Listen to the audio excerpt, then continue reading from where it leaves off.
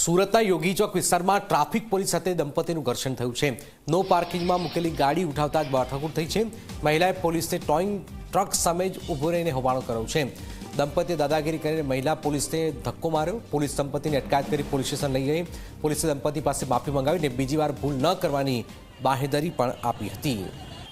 સુરતની આ ઘટના ટ્રાફિક પોલીસ સાથે દંપતીનું આ ઘર્ષણ સામે આવે છે। આપ જોઈ રહ્યા છો, નો પાર્કિંગમાં મૂકેલી ગાડી ઉઠાવતા જ માથાકૂટ થાય છે। મામલો પોલીસ સ્ટેશન પહોંચે છે અને ત્યાર પછી માફી માંગવાથી મામલો શાંત પડે છે।